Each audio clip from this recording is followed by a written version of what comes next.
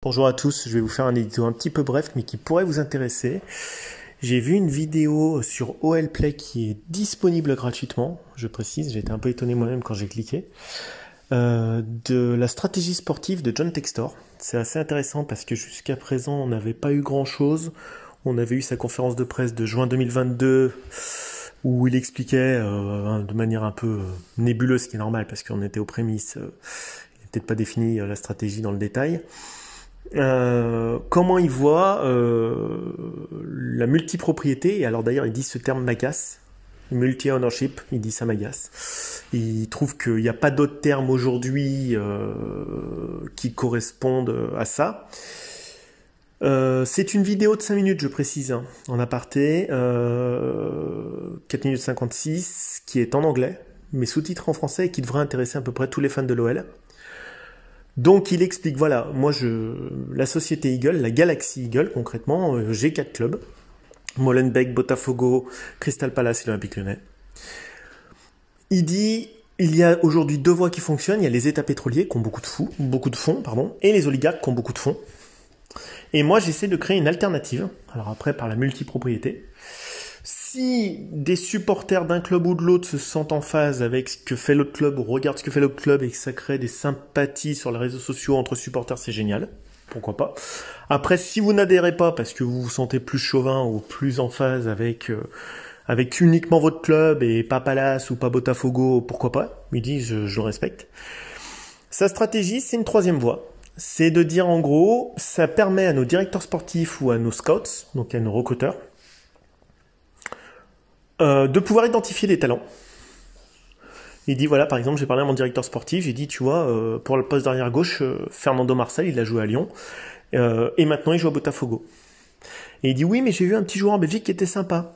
Donc voilà, donc en gros, ça pourrait permettre, en n'ayant plus une vingtaine de joueurs seulement en exclusivité sous contrat, mais dans l'univers Eagle, donc l'univers de John Textor, entre 80 et 100 joueurs, vous retrouverez le nombre de joueurs sous contrat professionnel exact des 4 clubs, ça permettrait de pouvoir identifier des talents. Alors il dit néanmoins, ils ne doivent pas alimenter, un club n'a pas vocation à alimenter un autre. Alors, c'est un peu l'idée que moi je m'étais faite initialement et qui a priori n'est pas vraie, et pourquoi pas, hein, c'est qu'il pourrait y avoir 2 clubs phares, alors pourquoi pas dans les 2 ligues un petit peu au-dessus, c'est-à-dire la Première Ligue et la Ligue 1, et que dans la Jupiler League, c'est-à-dire la Ligue belge et Botafogo dans le championnat brésilien, en gros, ces clubs soient des lieux de détection des talents pour aller vers l'Olympique Lyonnais au Crystal Palace. Ou alors Lyon vers Crystal Palace, je sais pas. Mais en l'occurrence, ça n'a pas vocation à être du tout ça, il le dit. Donc sa stratégie, c'est qu'en fait, plus on a de compétences locales, et plus on pourra identifier des talents, et créer des passerelles, des synergies. Il emploie le terme synergie, mais regardez la vidéo, hein, c'est très très bien dit, hein, là je paraphrase. Hein. Je savais pas trop quoi en penser de cette vidéo, voilà ce qu'il dit. Hein, voilà. Je vois néanmoins un écueil, parce que on est présent que dans 4 pays. Enfin, je vois 2 écueils. Mais vous me dites ce que vous en pensez, hein. Moi je suis un supporter. Le premier écueil, c'est qu'il y a beaucoup de pays où on n'est pas présent. Parce que John Textor ne peut pas acheter non plus des clubs partout. Il a déjà déboursé des sommes d'argent assez monumentales pour se procurer soit des parts minoritaires, soit très majoritaires dans ces 4 clubs. On n'est pas présent, par exemple, comme les clubs allemands peuvent l'être en Pologne ou dans l'Europe centrale ou de l'Est, parce que la Bundesliga pioche beaucoup, que ce soit des Patrick Schick pour la Tchéquie, des Slovaques, le championnat italien pioche beaucoup en Slovénie ou dans les Balkans, je tire des exemples, hein, voilà. Donc c'est vrai qu'on pourrait peut-être avoir une détection sur le marché des talents du football de demain au Brésil, peut-être en Belgique, peut-être en Angleterre et en France, mais on n'a pas de visibilité finalement avec ces scouts sur l'Afrique, sur les Balkans, l'Europe de l'Est, l'Europe centrale, la Russie, la Grèce, la Turquie, voilà, la liste peut être longue, hein, concrètement. Le deuxième écueil, et il n'est pas des moindres, c'est qu'à un moment donné, quand on faisait des bonnes pioches, alors vous me dites si je me trompe, hein, il me semble que c'est l'ancien défenseur de l'Olympique Lyonnais, défenseur latéral, qui s'appelait Marcelo, pas le même hein, que le défenseur central, qui lui a détecté en 2002 Juninho par exemple au Brésil. Je crois que c'est également lui qui a détecté Fred et Nilmar et d'autres joueurs. Et c'est vrai qu'il était employé à temps plein de l'Olympique Lyonnais en tant que recruteur au Brésil. et en Amérique du Sud. Et c'est vrai qu'il justifie pleinement son salaire, parce que finalement avoir un scout local, que ce soit en Afrique, en Amérique du Sud, voire plusieurs, hein, parce que c'est grand au bout d'un moment, dans les divisions 1, voire inférieures, chez les jeunes, des détections, des tournois, ça permettrait quand même, au-delà des 4 scouts purement sous la responsabilité de Bruno Chéroux, ça permettrait d'avoir une visibilité marché des talents beaucoup plus grande. Donc voilà les 2 écueils que je cite. On aurait pu avoir une dizaine de personnes allouées sur des marchés spécifiques. Alors des marchés, j'emploie le terme de marché, hein, désolé, mais c'est marché des talents. Hein. Je pense qu'en Amérique du Sud, d'avoir 3 ou 4 personnes, c'est pas honteux. Chili, Venezuela, Équateur, quand on voit l'Équateur par exemple. En Asie, en Corée du Sud et au Japon, parce qu'on voit quand même le tournoi excellent tournoi mondial réalisé par la Corée du Sud et encore mieux le Japon. Il y a des talents, un accompagnement des familles, un apprentissage de la langue, une capacité du jeune de projection ou pas en Europe sur le moyen terme, comme ça avait été fait par exemple avec Messi par le Barça.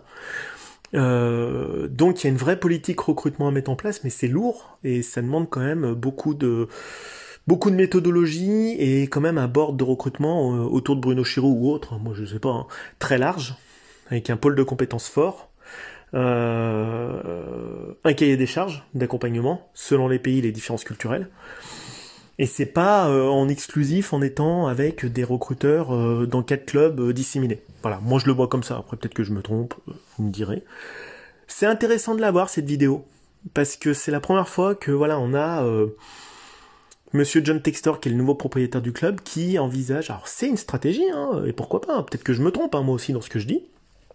C'est une stratégie, je vois des écueils néanmoins.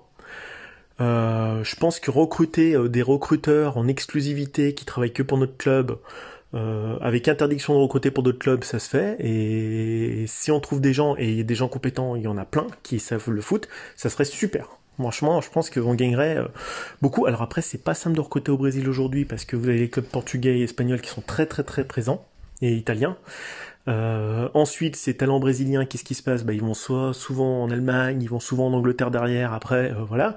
Il y a des marchés parallèles, le marché chilien, le marché vénézuélien, équatorien. En Europe de l'Est, il y a énormément de talents. En Asie, voilà, je suis en Afrique, j'en parle pas. Regardez, je crois que c'est le club du Sacré-Cœur de Dakar, l'US Sacré-Cœur de Dakar. Je crois qu'il nous a mis 10-0 au U13, hein, ou U16. C'était il y a quelques jours, vous regarderez sur Internet, c'est très très intéressant. Des talents, il y en a de partout.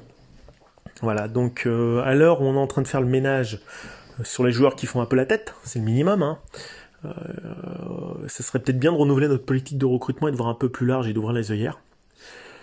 Ça fait pas de mal aux gens, ça peut ouvrir que l'esprit.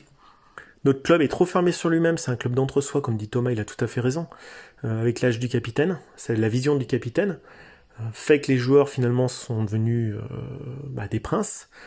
Le départ de Monsieur Toko Ekambi, moi j'ai rien contre lui, tant mieux, mais s'il s'y retrouve ailleurs, si Monsieur Aouar part ailleurs, tant mieux. Ils ont plus à donner au club en fait. Donc la politique sportive est à redéfinir, et tout le monde le dit, hein, concrètement. Je vois autre chose, c'est que on pourrait peut-être résilier 2-3 contrats. Monsieur Mendes, Monsieur Aouar, Monsieur Boateng. Pourquoi?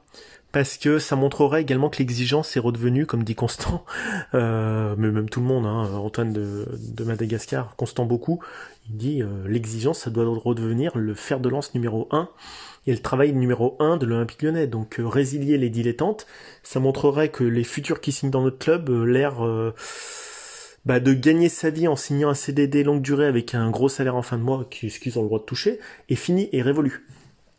Voilà.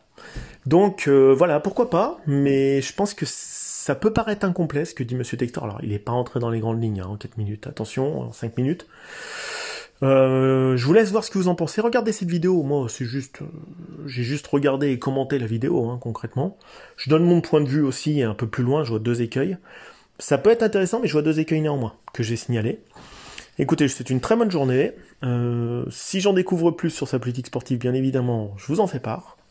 Et très bonne journée à tous. Salut les gones.